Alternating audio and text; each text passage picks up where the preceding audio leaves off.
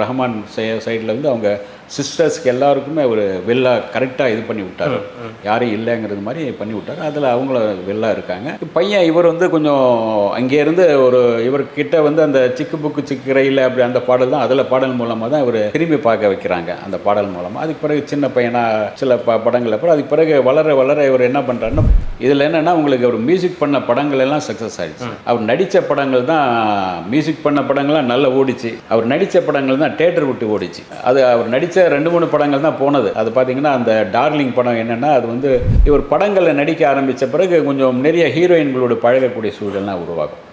இதுதான் பிரச்சனை. ஆமாம், இல்லை ஃபேமிலியில் இதெல்லாம் சகஜம்தான். சினிமா நடிகனுடைய ஃபேமிலியில் வந்து உங்களுக்கு வந்து வெளியே வந்து ஒரு ஹீரோயின் கூட நீங்கள் நடித்து தான் ஆகணும், கட்டி பிடிச்சி தான் ஆகணும். அந்த காட்சிக்கு படி நடந்து தான் அப்போ ஆகணும். இவங்களுக்குள்ளே இந்த சில புரிதல்கள் மாறிடும் இல்லையா? உங்களுக்குள்ளே வந்து அந்த இத்தனை வருஷம் இருந்திருக்கும், இவங்க ஒரு பாடகியே அங்கே தான் உள்ளே தான் இருக்காங்க, இவங்க படங்களை மட்டும் பாடுறாங்க, சில படங்களுக்கு போய் பாடிட்டு வர்றாங்க. அதை தாண்டி அவங்க அம்மா வழியாக வந்து இவங்க வந்து இவருடைய அந்த நிர்பந்தத்தின் பேரில் தான் இவர் வந்து அவங்க அம்மா வழியாக நிர்பந்தத்தின் பேரில் தான் சமீபத்தில் கூட அமித்ஷா வந்திருக்கும்போது இவர் போய் மீட் பண்ணிட்டு வந்தார். இந்த சைடில் இவருக்குன்னு தனியாக அவங்க நிற்காமல் அப்படி மாறும்போது உங்களுக்கு ஒன்று இந்த ஒரு வந்து தமிழ் வழியாக அந்த பக்கம் நிற்கிறார், இந்த பக்கம் அவங்க வேற ஒரு இதில் நிற்கிறாங்க. ரெண்டுமே கொஞ்சம் இடிக்கும். அதாவது சில பிராமண குடும்பங்களில் போயிட்டாங்கன்னா அவங்க இவர் அப்படியே மாறிடுவாங்க. சூழ்நிலை அப்படி தான் இன்றைக்கி. ரெட்ரோலுக்ஸ் நெஞ்சங்களுக்கு வணக்கம். நான் உங்கள் கார்த்திக். இன்றைய நேர்காணலில் நம்முடைய இணைந்திருப்பவர் கலைமாமணி மற்றும் மூத்த பத்திரிகையாளர் திரு சபிதா ஜோசப் அவர்கள். வணக்கம் சார். வணக்கம் சார். சார், கோடம்பாக்கம் அப்படின்னு எடுக்கும்போது சினிமா அப்படின்னு வந்தால் நிறைய விஷயங்கள் நடந்துக்கிட்டே இருக்குது. அதுவும் குறிப்பாக இந்த ஒரு 5 மாத காலங்களில் வந்து நம்ம 2வது பெரிய ஒரு விவாகரத்தை வந்து நோக்கி போயிட்டுருக்கோம் அப்படின்னு சொல்லலாம். சினிமா பிரபலங்கள்னாலே இப்படி தான் அப்படின்ற மாதிரியான ஒரு விஷயத்தை வந்து மீண்டும் மீண்டும் அதை வந்து பதிவு பண்ணுது அப்படின்னு கூட நம்ம இதை பார்க்கலாம். கடந்த சில வாரங்களுக்கு முன்பு வந்து தனுஷ் ஐஸ்வர்யா அவங்களுடைய அந்த விவாகரத்து வந்து வந்திருந்தது. இப்போ வந்து ஜிவி பிரகாஷ் சைந்தவி, இதுவும் காதல் திருமணம் தான். இதுவும் வந்து ஒரு கோடம்பாக்கத்துடைய ஒரு மோஸ்ட் ஃபேவரட் ஒரு பேர் அப்படின்னு சொல்லலாம். ஏன்னா வந்து ஒரு இசையமைப்பாளராக அவர் வந்து மிகப்பெரிய உயரத்தை வந்து அவர் தொட்டுட்டார். ஏன்னா எப்படி யுவன் சங்கர் ராஜாவுக்கு ஒரு மிகப்பெரிய ஒரு ஃபேன் பேஸ் இருக்கோ, அதே மாதிரி ஜிவி பிரகாஷ்க்கும் அந்த அளவுக்கு ஒரு ஃபேன்ஸ் இருக்காங்க அப்படின்னு சொல்லலாம். அதே மாதிரி சைந்தவி அவர்களும் ஒரு பாட்டு பாடுறவங்க, அதனால் வந்து அவங்களுக்கும் இந்த காதல் அப்படின்றது இருந்தது. 2013 கல்யாணம் ஆகுது, 2020 வந்து குழந்தை பிறக்கிறாங்க. இப்போ 2024 வந்து விவாகரத்து அப்படின்ற ஒரு விஷயத்துக்கு நோக்கி அது போயிட்டுருக்கு. அப்படின்றது இதோட பின்னணி என்னவா இருக்குது? எதனால் இந்த விவாகரத்து அப்படின்றது வந்திருக்கு சார்? ஜிவி பிரகாஷ் வந்து ஒரு கொஞ்சம் அவருடைய ஃபேமிலி லைஃப் பார்த்திங்கன்னா கொஞ்சம் வேறு மாதிரி தான் வரும்.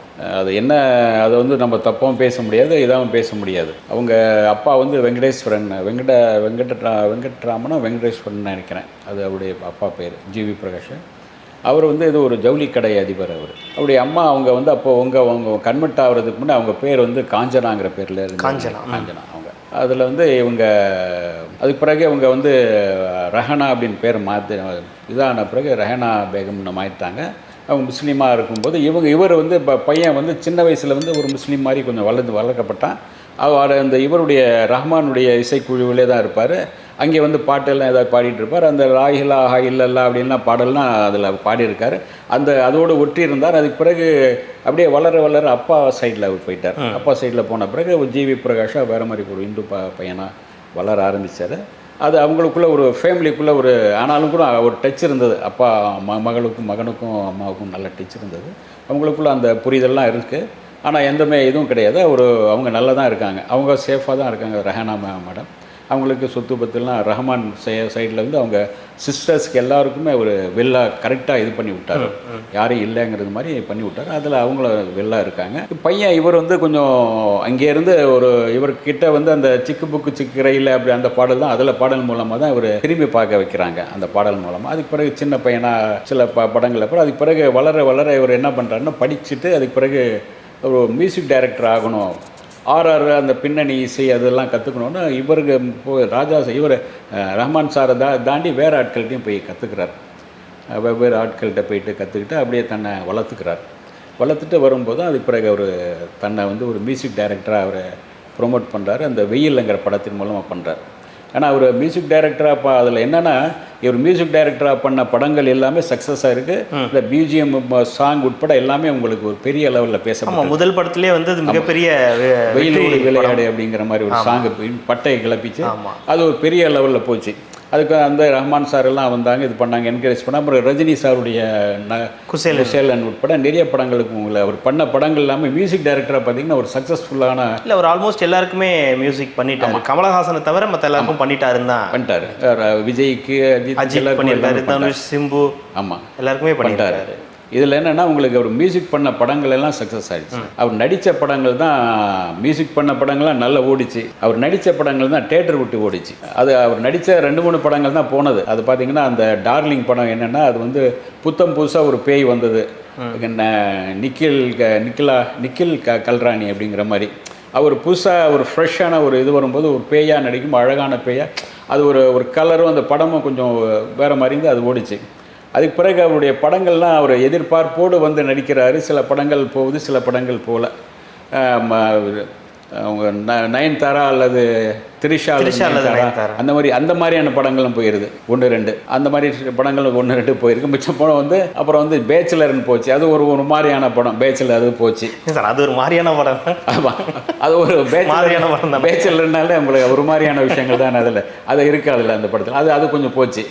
மற்றபடி அவர் நடித்த படங்கள் பெரும்பாலும் வந்து பெரிய அளவில் போகல. ரொம்ப சாதாரணமாக இவர் எதிர்பார்ப்போடு நடிப்பார். அது சில இடங்களில் அதுக்காக கொஞ்சம் காம்ப்ரமைஸ் பண்ணிட்டு சம்பளத்தில் அதெல்லாம் குறைச்சிட்டு ஒரு கொஞ்சம் ஹீரோவாக வளரணும் ஒரு காலகட்டத்தில். அப்படி வரும்போது கூட பார்த்தீங்கன்னா காமெடி நிலை ஆஃபர்ஸ்லாம் கூட கொடுப்பாருன்னு கேள்விப்படுறோம் சார். இப்போ வந்து என் படத்துக்கு நானே மியூசிக் பண்ணால் சம்பளத்தில் இவ்வளோ குறைச்சிக்கலாம் அப்படின்ற சம்பளத்தில் அவரே மியூசிக் பண்ணணும், சம்பளத்தில் குறைச்சிக்கலாம். மற்ற ஈஸியாக உங்களுக்கு இவரே பண்ணும்போது ஈஸியாக சீக்கிரம் முடிச்சு கொடுத்துருவார், நல்ல சாங் கொடுப்பாருங்கிற அவங்களுக்கு ஒரு எதிர்பார்ப்பு தான். சரி, நமக்காக உழைப்பார் நிறையா அப்படிங்கிற மாதிரி. அவர் படத்துக்கு இன்னும் நல்லா பண்ணுவார் அப்படிங்கிற மாதிரி. அதில் வந்து அவர் பண்ணுவார், இதெல்லாமே பண்ணுவார். சாங்கும் நல்லா போட்டுக்கிடுவார், இது பண்ணுவார். ஆனால் அவரை வந்து ஒரு மியூசிக் டைரக்டராக கொண்ட அளவுக்கு ஒரு ஹீரோவாக ஜனங்க வந்து பெருசாக ஏற்றுக்கல. அதாவது மியூசிக் டைரக்டராக கதையை சரியாக தேர்ந்தெடுத்தவர் படத்துக்கு சரியாக தேர்ந்தெடுக்கலன்றீங்களா? இல்லை, படத்துக்கு இவர் தேர்ந்தெடுக்கிறாரு, என்ன தெரியல, அவருடைய முகத்துக்கு அந்த உயரத்துக்கு என்ன தெரியல, சரியாக அமைய மாட்டேங்குது. சமீபத்தில் கூட ஒரு படம் வந்துச்சு, அதுவும் பெருசாக போகல. கல்வன் ஒரு படம் வந்து, ஆமாம், அதுவும் பெருசாக ஒரு படம். ஆமாம், வெள்ளிக்கிழமை ஹீரோங்கிற மாதிரி வெள்ளிக்கிழமை ஒரு படம் விட்டும் கூட உங்களுக்கு அந்த காலத்தில் ஜெய்சங்கர் தான் ஒவ்வொரு வெள்ளிக்கிழமை ஒரு படம் வரும், அவருக்கு தான் வெள்ளிக்கிழமை ஹீரோ அப்படிம்பாங்க. அவர் தான் அந்த மாதிரி படங்களை டைரக்டர் உட்பட எல்லாத்தையும் அட்ஜஸ்ட் பண்ணிக்குவார்னா சம்பளம் சரி நான் அப்படியா சரிப்பா குடிச்சிட்டு போ அப்படிம்பாரு. சில நேரங்களில் யாராவது சும்மா என்னடா பண்ணுற அப்படின்னு சும்மா தான் இருக்கேன், சரி வா அடுத்த படம் ஒன்று ரெடி பண்ணிடுறேன்னு இவரே 10,000 ரூபா கொடுத்து அவர் படம் ரெடி பண்ண சொல்லுவார் ப்ரொடியூசருக்கு. ஜெயசங்கர் அப்படி. அதனால் ஒவ்வொரு வெள்ளிக்கிழமை அவருடைய படம் வரும். அதனால் வெள்ளிக்கிழமை நாயகன் தான் அவர் சொல்லுவாங்க, தென்னாட்டு ஜேம்ஸ் பாண்டு. அதே வெள்ளிக்கிழமை நாயகனாக இவர் வந்தாலும் கூட அது பெருசாக போகல. அதுக்கு போன வருஷம் பார்த்தீங்கன்னா இவங்க ஐஸ்வர்யா ராஜேஷ் வெள்ளிக்கிழமை ஹீரோயினாக இருந்தாங்க. ஒரு வெள்ளிக்கிழமை ஒரு சில படங்கள் வந்து அவங்களுக்கும் ஒவ்வொருத்தராக மாறிட்டு வருது. விஜய் சேதுபதியில் இருந்தது, அப்புறம் விஜய் ஆண்டனி ஆச்சு, இப்போ ஜிவி பிரகாஷ் வந்ததெல்லாம் பார்த்தீங்கன்னா வெள்ளிக்கிழமை வந்ததெல்லாம் வந்து பெருசாக போகல. அப்படி உங்களுக்கு அது அவசரமாக இல்லை, ஒரு 2-3 வருஷமாக இருக்கும். அது தேக்கத்தில் இருக்கும். அது ஒரு படம் வந்து சக்ஸஸ் ஆகுனா வரிசையாக வந்துடும். ஆனால் கொடுமை என்னென்னா இப்போலாம் வியாழக்கிழமையே படம் ரிலீஸ் ஆக ஆரம்பிச்சிருச்சு, வெள்ளிக்கிழமெல்லாம் ரிலீஸ் ஆகிறது இல்லை. 3 நாள் தானே ஒரு ஆயில், ஒரு படத்தோட ஆயில் 3 நாள் அதிகம் நினைக்கிறேன். இப்போ அது 3 நாள் சிலது நிற்கிறது இல்லை, ஒரே நாளில் ஓடிடுது. சிலது வந்து வேணால் சார் வாடகை கொடுத்துட்றேன் சார் ஓட்டிக்கங்க சார், 20 பேர் வந்தால் தான் சார் அப்படின்னு அவரே கண்டிஷன் போட்டு 20 பேர் வந்தால் ஓட்டுவேன் சார், 10 பேருன்னா போய் இன்னொரு 10 பேர் கூட்டிட்டு வாங்கன்னு சொல்ல வேண்டிய சூழ்நிலை இப்போ தேட்டருக்காரங்களுக்கு. சமயத்தில் கூட கில்லி வந்துட்டு பார்த்தீங்கன்னா வந்த 7-8 படங்கள் வரிசையாக ஒரு 10-15 படங்கள் ஓரம் போனால் தான் ஜாஸ்தி. கில்லி ஹவுஸ்ஃபுல்லாக போச்சு. ரத்தனம் என்ன பாவம் பண்ணுச்சுன்னு தெரியல. ஆமாம், ரத்னத்தை தூக்கி கடாசிடுச்சா சார், எங்கோ போயிடுச்சு இல்லை சார். ஏஎம் ரத்னம் படம் ரத்னம் படத்தை ஏஎம் ரத்னம் வந்து ரத்னம் படத்தை வந்து தூக்கி கடாசிட்டார். அந்த மாதிரி உங்களுக்கு படங்களுடைய இதை வந்து நீங்கள் எந்த மாதிரி படங்கள் வருது அந்த சீசன் தகுந்த மாதிரி நீங்கள் சீசன் தகுந்த மாதிரி வந்தாலும் கூட அந்த நல்ல சப்ஜெக்டாக இருக்குல்ல. தொடர்ந்து இப்போ இந்த ஜிவி பிரகாஷ் அவர்களுக்கு நடிகராக படங்கள் வந்து செட் ஆகலை.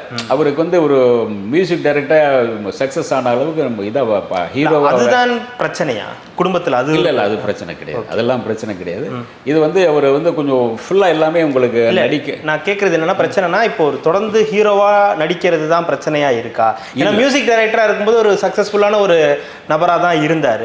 படங்கள் நடிக்க வரும்போது, ஏன்னா இப்போ அவருடைய மியூசிக்கில் வரக்கூடிய படங்களும் ரொம்ப கம்மி ஆகிடுச்சு, ரொம்ப ரொம்ப குறைவாக தான் இருக்குது. அப்படின்னும் போது சில படங்கள் தான் பண்ணுறாரு. அப்படின்போது இது அது அவருடைய வாழ்க்கையில் எதுவும் மியூசிக் டைரக்டர் கொஞ்சம் படங்கள் குறைவு. நீங்கள் ஒரு படம் முடிச்சுட்டு 2 படம் பண்ணிட்டு நல்ல கொஞ்சம் அமைதியாக சூழல் இருக்கும். வாழ்க்கையில் வீட்டுக்கான வேலைகள் பார்த்துக்கலாம், வீட்டுக்கான போகலாம் வரலாம். உங்களுக்கு ஒரு படத்தில் நடிச்சுட்டே இது பண்ணும்போது, உங்களுக்கு படத்தில் நடிக்கணும், மியூசிக் போகணுன்னு சொல்லும்போது ஒரே பரபரப்பு இருக்கும். ஒரு படமாக பண்ணும்போது உங்களுக்கு ஒரு மியூசிக் டைரக்டராக இருக்கும்போது அவங்களுக்கு ஒரு நிறைய அன்னோன்யம் நெருக்கமெல்லாம் இருந்தது. அவங்க மியூசிக்கில் இவங்க பாடினாங்க, இவரும் பாடினார். இவங்களுக்குள்ள அந்த புரிதல் டெய்லி மீட் பண்ணுறது அவங்களுக்குள்ளே இருந்துகிட்டே இருந்தது. அதுக்கு பிறகு குழந்தைலாம் பிறந்தது. அது உங்களுக்கு அந்த இவர் படங்களில் நடிக்க ஆரம்பித்த பிறகு கொஞ்சம் நிறைய ஹீரோயின்களோட பழகக்கூடிய சூழல்லாம் உருவாகும். இதுதான் பிரச்சனை. ஆமாம், இல்லை ஃபேமிலியில் இதெல்லாம் சகஜம்தான். சினிமா நடிகனுடைய ஃபேமிலியில் உங்களுக்கு வெளியே ஒரு ஹீரோயின் கூட நீங்கள் நடித்து தான் ஆகணும், கட்டி பிடிச்சி தான் ஆகணும். அந்த காட்சிக்கு படி நடந்து தான் அப்போ ஆகணும். என்னை தவிர என்னை யாரையும் கட்டி பிடிக்கக்கூடாதுன்னு சொல்லவும் முடியாது. ஏன்னா தொழில் இது. அந்த தொழிலை இவங்க ஏற்றுக்கிட்டாங்கன்னா அந்த தொழில் ஒன்றும் இது கிடையாது. ஆனால் இவங்களுக்குள்ளே ஒரு சமீப காலம் ஒரு 2 வருஷமாக அந்த சரியான புரிதல் இல்லாமல், புரிதல்னால் அவங்களுக்குள்ள ஒரு பனிப்போர் நடந்துகிட்டு இருக்குது. உள்ளுக்குள்ளே ஒரு முறைச்சிக்கிட்டு இது பண்ணிக்கிட்டே இருந்திருக்காங்க. இப்போ 2 வருஷமாக பேசிக்கிறதில்லைன்றாங்க, மறுபடியும் பேசுகிறாங்க அப்படின்றாங்க. ஆனால் பேசிக்கிறதில்ல அப்படிங்கிற மாதிரி தான் இருக்குது. நிறைய வெளியே தான் இருக்கார், கொஞ்சம் வெளியே சுற்றிட்டு இருக்காரு. இப்போ பேசிக்கல 2 பேருமே ஏறக்குறைய பிரிய போகிறாங்க அப்படிங்கிற மாதிரி தான் வந்தாச்சு. அது காரணம், இன்னொரு காரணம் என்னென்னா, இந்த அம்மா பெரும்பாலும் இவர் சம்பாதிக்கிற சொத்தெல்லாம் அவருடைய அம்மா வழியில் இது பண்ணுறாங்க. அப்படி யார்? சைந்தவி அவர்கள். சைந்தவி அவர் அம்மாவுக்கு சப்போர்ட்டிங்காக அவங்க குடும்பத்துக்கு இவர் சம்பாதிக்கிற பணத்தை அவங்க அம்மா அவங்களுக்கு சப்போர்ட்டிங்காக இருக்காங்க. அப்படிங்கிறது சப்போர்ட்டிங் தான். நீங்கள் இந்த மாதிரி தான் எடுத்துக்கணும். நம்ம அந்த இவர் சம்பாதிக்கிற பணம் உட்பட எல்லாமே அப்படி தானே போகும். இவங்கக்கிட்ட தானே வந்தோம். உதாரணமாக பார்த்தோம்னா, நம்ம விஜயகாந்த் சார் சம்பாதிச்சார், அப்படியே மச்சான் தானே அனுபவிக்கிறாரு. அக்கா வழியாக அவனுடைய தம்பிக்கு போயிடும், தம்பி குடும்பம் அக்கா அவனுடைய குடும்பம் அப்படின்னு போயிருதில்ல. அந்த மாதிரி தான் இது இவங்களுக்கான இது போகுது. அது இல்லாமல் இவர் கொஞ்சம் அந்த தமிழ் வழி போராட்டம் அது இதுன்னு பண்ணுவார். அந்த தமிழர்களுக்காக போராடுறது. அப்புறம் உங்களுக்கு நிறைய உதவிகள் செய்வார், ஜல்லிக்கட்டு காலை இதெல்லாம் பண்ணுவார். இல்லை, உதவிகள் நிறையா பண்ணுவார். இதெல்லாம் அவங்களுக்குள்ளே தாங்காது. ஆனால் அவங்க மாமியார் வேறொரு சனாதன தூக்கி பிடிக்கிறவங்க. இவர் கொஞ்சம் வேறு மாதிரி. இதெல்லாம் ஆரம்பத்திலே தெரியும் இல்லையா? கல்யாணம் காதலிக்கும் போது அதெல்லாம் தெரியாது சார். கல்யாணம் நடக்கும்போது தெரியும் சார். கல்யாணம் நடக்கும்போது அதெல்லாம் தெரியாது சார். ஒரு குழந்தை எல்லாம் பிறந்த பிறகு தான் அது உங்களுக்கு அதான் சொல்லுவாங்களா, ஆசை நம்ம அதை உங்களுக்கு அப்போ ஒன்றுமே புரியாது. இல்லை சார், இப்போ 2013 ஒரு கல்யாணம் பண்ணியிருக்காரு சார். கிட்டத்தட்ட பார்த்தீங்கன்னா 2020 வரைக்கும் பார்த்தீங்கன்னா 7-8 வருடம் கழிச்சு தான் ஒரு குழந்தையே அவங்களுக்கு பிறக்குது. அப்படிங்கும்போது அதில் எதுவும் பிரச்சனையா? இல்லை அதெல்லாம் கிடையாது. இதெல்லாம் இவங்களா இது பண்ணிக்கிறதா கொஞ்ச நாள் போட்டோம். அது வரைக்கும் நம்ம கொஞ்சம் இதாக இருப்போம், ஃப்ரீடமாக இருப்போம், ஜாலியாக இருப்போம். கொஞ்ச நாள் போட்டோம். இவங்களுக்குள்ளே அந்த ஒரு இன்றைக்கி யூத் பெரும்பாலும் அப்படி தான். என்ன கேட்குற, ஒரு 7-8 வருஷத்துக்கு அப்புறம் அது வரைக்கும் நல்லா தான் இருக்காங்க. அப்படின்னும்போது இந்த குழந்தை பிறந்ததற்கு பிறகான ஒரு நிழல் குழந்தையால் குழந்தையால் கண்டிப்பாக இல்லை, அதை நான் சொல்லலை. ஒரு 2 வருஷம், இப்போ ஒரு 4 வருஷம் தான் ஆகுது. 2020 ஒரு குழந்தை பிறக்குது. இப்போ தான் அவங்களோட அந்த லைஃப்ன்றதே ஸ்டார்ட் ஆகும். அப்படின்னும் போது அதற்குள்ள ஒரு பெரிய விரிசல் அப்படின்றது இவங்களுக்குள்ளே இந்த சில புரிதல்கள் மாறிடும் இல்லையா? உங்களுக்குள்ளே அந்த இத்தனை வருஷம் இருந்திருக்கும். இவங்க ஒரு பாடகியே அங்கே தான் உள்ளே தான் இருக்காங்க. இவங்க படங்களை மட்டும் பாடுறாங்க, சில படங்களுக்கு போய் பாடிட்டு வர்றாங்க. அதை தாண்டி அவங்க அம்மா வழியாக இவங்க இவருடைய அந்த நிர்பந்தத்தின் பேரில் தான் இவர் அவங்க அம்மா வழியாக நிர்பந்தத்தின் பேரில் தான் சமீபத்தில் கூட அமித்ஷா இருக்கும்போது இவர் போய் மீட் பண்ணிட்டு வந்தார். மீட் பண்ணி மாலையெல்லாம் போட்டு வந்தார். அந்த நிர்பந்தங்கள், ஏன்னா இந்த பக்கம் பார்த்தீங்கன்னா இவர் தமிழ் அது காரணம் இவங்க தான், மாமியார் சைட்லேருந்து கொஞ்சம் அந்த அது இருக்குது. ஓகே, இவரை வேற ஒரு ரூட்டில் கொண்டு போகிறாங்க. அவர் அந்த புகழை வேற ஒரு ரூட்டில் கொண்டு போகணும். ஆனால் அது அப்போ எல்லாருக்கும் ஒரு ஆச்சரியத்தை அளிச்சது. ஆமாம், ஏன்னா ஜிவி பிரகாஷ் போய் அமித்ஷாவை சந்திக்கிறார். அப்படின்னும் போது பல நெருடல்கள் இருந்துச்சு. அதை நம்ம இது பண்ண முடியலை. ஏன்னா ரஹ்மானுங்கிறது வேற மாதிரி அவர் போயிட்டுருக்காரு. அவரை அவருக்கு அந்த சென்ட்ரல்லே இவர் எதிராக ரஹ்மானை திருப்பிட்டு இருக்கு.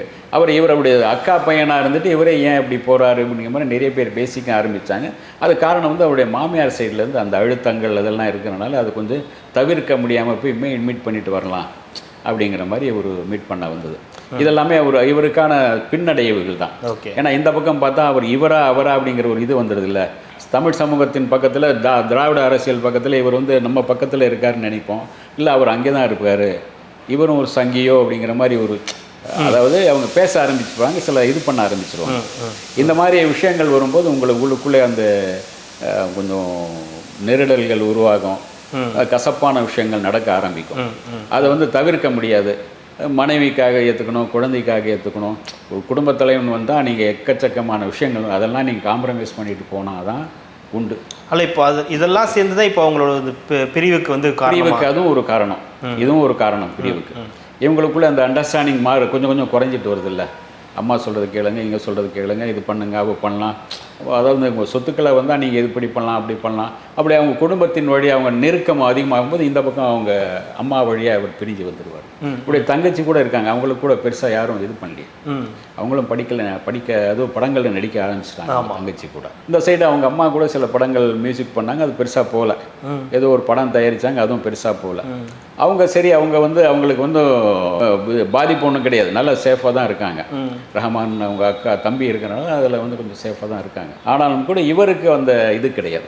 சினிமாவில் வந்து ஒரு நல்ல பெரிய மியூசிக் டைரக்டராக வந்தாலும் கூட இந்த தனிப்பட்ட முறையில் இவங்களுக்குள்ள சில கசப்புகள் ஏற்பட்டுச்சு. சில நடிகைகளும் உள்ள யாரை என்டர் ஆகலாம். அதாவது இவங்களோட நெருக்கமாக பேசுகிறவங்க, பழகிறவங்க எல்லாம் இருக்காங்க இல்லையா. அப்படி வரும்போது இவங்களுக்குள்ள சந்தேகங்களும் வரலாம். இன்னொரு பக்கம் தனுஷ் இவருடைய உயிர் நண்பராக இருக்காரு. ஆமாம், அதுவும் தனுஷனுடைய உயிர் நண்பராக இருக்காரு. அதனால் அதுக்காகவே நீங்கள் வந்து வேற ஒரு மார்க் போட முடியாது. ஆனாலும் கூட நீங்கள் வந்து அது தவிர்க்க முடியாது. சினிமாவில் வந்து உங்களுக்கு எதுவுமே தவிர்க்க முடியாது. இந்த ஒரு கேள்வியெல்லாம் வருது இல்லையா? ஆமாம் இருக்கு. அதாவது நீங்கள் சேரும் இடத்து எந்தெந்த இடத்துல இங்கே இருக்கீங்க வச்சு தான் உங்களுக்கு மார்க் போடலாம் போடுவாங்க, அது உண்மைதான் அது. ஆனாலும் கூட இவர் வந்து அதனால் வந்து அந்த மாதிரி ஆளுன்னு சொல்லவும் முடியும், இல்லைன்னு சொல்லவும் முடியாது. நம்ம இது சினிமா, இந்த இடத்துல எல்லாம் நடக்கும், திரைமறைவுக்குள்ளே எல்லாமே நடக்கும். நான் சொல்கிறது இப்போ அவரும் வந்து விவாகரத்தை நோக்கி தான் போயிருக்காரு, இவரும் இப்போ போகிறார் அப்படின்றது ஒரு வதந்தி இல்லை இல்லை இது வதந்தி இல்லை இல்லையா? வதந்தி இல்லை, இது உயரக்குறைய ஒரு 2 வருஷமாக உங்களுக்குள்ளே பிரிஞ்சு தான் இருக்காங்க சார். 2 வருஷமாக பிரிஞ்சு இருக்காங்க, பேசாமல் இருக்காங்க. ஏன்னா நடுவில் அது வந்து விஜய் அவர்களே கூட கூப்பிட்டு பேசினதா சில செய்திகள் உண்டது. அந்த பெருசாக இவங்களுக்கு ஓகேன்னு சொல்லியிருப்பாங்க. மறுபடியும் அந்த ஏதோ ஒரு வழியில் வந்து நீங்கள் வந்து பிரியணும்னு நினச்சிட்ட பிறகு உங்களுக்கு வந்து என்ன தான் யார் தான் சொல்லியிருந்தாலும் கூட ஏதோ சரி சார் ஓகே பண்ணுறோம் அன்றைக்கி ஒரு நாள் ஒரு மரியாதை நிமித்தமாக அதுக்கு பிறகு மறுபடியும் இதாகிடும். அது நீடிக்காது. எப்போ உங்களுக்கு ஒரு கீரல் விழுந்துருச்சுன்னா அந்த கீரல் வந்து நீங்கள் புதுசாக அந்த கண்ணாடி தான் மாற்றணும், அல்லது அந்த கீரலில் எப்படி இது பண்ணணும் அப்படிங்கிறதுக்கான சூழல் வந்து சில பேர் வந்து கீரல் என்ன தான் கல்லடிப்பட்டாலும் கூட அதை சகிச்சுட்டு ஏதோ ஒரு 2 பேருக்குள்ளே ஒரு நல்ல புரிதல் இருந்துச்சுன்னா அவங்களுக்கு வந்து அதை அப்படியே அண்டர்ஸ்டாண்டிங் அவங்களுக்குள்ளே புரிதல் இருந்துச்சுனாலே போகிறோம். அதை வந்து எல்லாமே கடந்து போயிடுவாங்க. சரி ஓகே, நீங்கள் உங்கள் தொழிலை பாருங்கள், நிம்மதியாக போய் உங்கள் வேலையை பாருங்கள், நான் பார்த்துக்கிறேன் எங்கள் ஃபேமிலி அப்படின்னு சொல்லுவாங்க. ஃபேமிலிக்குள்ளே சில இடையூறுகள் வரும்போது இவருக்கு வந்து இந்த ஃபேமிலியில் அவங்க அம்மா வழியாக அந்த சைடில் போயிடுறாங்க. இந்த சைடில் இவருக்குன்னு தனியாக அவங்க நிற்காமல் அப்படி மாறும்போது உங்களுக்கு ஒன்று இந்த ஒரு வந்து தமிழ் வழியாக அந்த பக்கம் நிற்கிறார், இந்த பக்கம் அவங்க வேற ஒரு இதில் நிற்கிறாங்க. ரெண்டுமே கொஞ்சம் இடிக்கும். அதாவது சில பிராமண குடும்பங்களில் போயிட்டாங்கன்னா இவர் அப்படியே மாறிடுவாங்க. சூழ்நிலை அப்படி தான் இன்றைக்கி. ஆனால் அவங்க கையில் ஒரு ஃபேமிலி அவங்க கையில் போயிடுச்சுன்னா அந்த கையிலேயே நீங்கள் இருந்தாகணும், அதை தாண்டி வெளியே வர முடியாது. டோட்டலாக நீங்கள் அவங்க ஆளாக மாறிடணும். நீங்கள் அப்படி தான் இருக்கும். கண்டிப்பாக இவருக்கான இதுவும் வந்து உங்களுக்கான பாதையும் வந்து இப்படி வேறு மாதிரி மாறிக்கிட்டு இருக்குது. அதே சமயத்தில் படங்கள் வந்து நடிக்கிற படங்கள் சரியாக போகல வந்தாலும் கூட என்ன தான் கஷ்டப்பட்டாலும் கூட கடைசி நேரத்தில் அது கையை மீறி போயிடுது. அது என்னன்னு தெரிய மாட்டேங்குது. அந்த வீட்டுக்குள்ளேயே உங்களுக்கு ஒரு நிம்மதியும் இருக்கணும், இது வேணும். இந்த சர்ச்சைகள் பேசாமல் இருக்கோம்னா உங்களுக்கு கொஞ்சம் நிம்மதியே இருக்காது. அதாவது ஜிவி பிரகாஷ் சைந்தவி தம்பதியினரின் விவாகரத்து அப்படின்றது வதந்தி கிடையாது, உண்மைதான் அப்படின்றது தான். விவாகரத்தை நோக்கி இன்னும் அதை அப்ளை பண்ணல அவங்க, அதை நோக்கி போயிட்டுருக்காங்க. அது வந்து யாராவது வந்து அதை வந்து சமாதானப்படுத்துவாங்களா, யாராவது இவங்க அம்மாவோ அல்லது இவங்க அம்மா வரலாம் அல்லது மாமாவோ யாராவது வந்து பேசி அவங்களுக்குள்ளே ஒரு காம்ப்ரமைஸ் பண்ணுவாங்களா, 2 பேரும் சேர்ந்துருங்க நல்லா இருங்க அப்படிங்கிற மாதிரி யாராவது பேசுவாங்களான்னு தெரியல. இனிமேல் அடுத்த கட்டம் இதுடைய விவாகரத்து பற்றி அதிகமாக பேச ஆரம்பிக்கும் போது அவங்க யாராவது என்டர் ஆகலாம், வந்து இவங்களுக்காக வந்து பேசலாம், பரிந்து பேசலாம். அப்போ இவங்க நீங்கள் சந்தோஷமாக ஒன்றா சேர்ந்துருங்க, அப்போ தான் நல்லா இருக்கும்னு சொல்லலாம். அந்த நல்ல நோக்கத்துக்காக தான் இந்த வீடியோவும் அப்படின்னு கூட நீங்கள் மக்கள் எடுத்துக்கலாம். கண்டிப்பாக சார். மீண்டும் ஒரு நட்சத்திர ஜோடியின் ஒரு விவாகரத்து அப்படின்றது கோடம்பாக்கத்தில் பெரிய பேசு பொருளாக மாறி இருக்குன்றது தான் செய்தியாக இருக்குது. மிக்க நன்றி. இவ்வளோ நேரம் உங்களுடைய நேரத்தை ஒதுக்கி எங்களுக்காக பல தகவல்களை பகிர்ந்தமைக்கு ரெட்ரோலுக்கின் சார்பாக மிக்க நன்றி. நன்றி.